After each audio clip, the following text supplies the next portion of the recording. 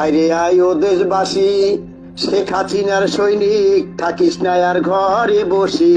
এই গানটা তোমরা ওই যে টিকটকে দিয়ে আর বিপসি দিয়ে সারা বাংলাদেশে ছড়ায় দেওয়া। ফেসবুক, ইনস্টাগ্রাম ছাড়িয়ে এইবার টিকটকের দিকে নজর সাবেক প্রধানমন্ত্রী শেখ হাসিনার। টিকটকে এইবার নিজেকে নিয়ে বানানো গান ছড়িয়ে দেওয়ার নির্দেশ দিয়েছেন হাসিনা। 2024 সালের 5ই আগস্ট পতন ঘটে স্বৈরাচারী হাসিনার। এরপর দেশ থেকে পালিয়ে ভারতে চলে যান হাসিনা। সেখান থেকেই দলের নেতাকর্মীদের বিভিন্ন নির্দেশ দিয়ে আসছিলেন হাসিনা। বিভিন্ন সময়ে তার কল রেকর্ড ফাঁস হয়েছে। সেসব কল রেকর্ডে তিনি সহিংসতা ছড়ানোর নির্দেশ দিয়েছেন। তবে এইবার ভিন্নধর্মী এক কাজ করে আলোড়ন ফেলেছেন হাসিনা, কারণ এইবার টিকটক কাঁপাতে চান সাবেক প্রধানমন্ত্রী। সাধারণ ফ্যানের দিন শেষ, পাকিস্তানি বাংলাদেশ। বরগুনা জেলার তালতলী উপজেলার সাবেক যুবলীগ সভাপতি বর্তমান পরিস্থিতি নিয়ে একটি গান রচনা করেছেন এবং সেটি তিনি ফোনে শেয়ার করেছেন হাসিনার সাথে। হাসিনা গানটি শুনে ফোনের অপর পাশ থেকে বলেছেন, বাহ দারুণ। এরপরই তিনি গানটি রেকর্ড করে টিকটকে ছড়িয়ে দেওয়ার নির্দেশ দিয়েছেন।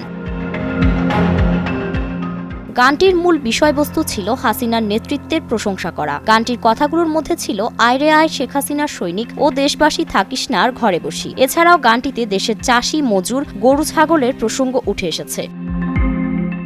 আরে আয় ও দেশবাসী, শেখ হাসিনার সৈনিক, থাকিস না আর ঘরে বসি। বাহ, চমৎকার। এই গানটা তোমরা ওই যে টিকটকে দিয়ে আর বিপসি দিয়ে সারা বাংলাদেশে ছড়ায় দেওয়া। যারা এখানে উপস্থিত প্রত্যেকে একটা রেকর্ড করে এটা সব জায়গায় ছড়ায় দাও। গানটি ফাঁস হওয়া ফোন কলের মাধ্যমে ভাইরাল হয়েছে এবং সারা দেশের মানুষ হাসিনাকে নিয়ে নানা মন্তব্য করেছেন, কারণ হাসিনা তার সৈনিকদের টিকটক প্ল্যাটফর্মে গানটি শেয়ার করার নির্দেশ দিয়েছেন। তবে ফাঁস হওয়া রেকর্ডটি হাসিনার কিনা এ বিষয়ে এখনো পর্যন্ত ফ্যাক্ট চেক, রিউমার স্ক্যানার কিছু জানায়নি।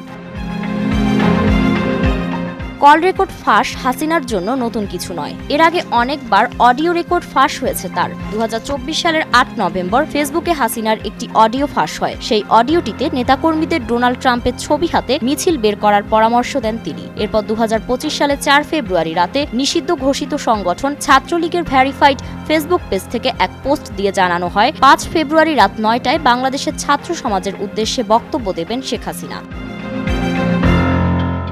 ভাষণ দেওয়ার ঘোষণার পর ছাত্র জনতার মধ্যে তীব্র ক্ষোভের সৃষ্টি হয়। এর পরপরই বৈষম্য বিরোধী ছাত্র আন্দোলন বুলডোজার মিছিলের ডাক দেয়। এরপর 5 ফেব্রুয়ারি রাত 11:15টার দিকে শেখ হাসিনার ধানমন্ডি 5 নম্বরের বাসভবনে আগুন দেন তারা।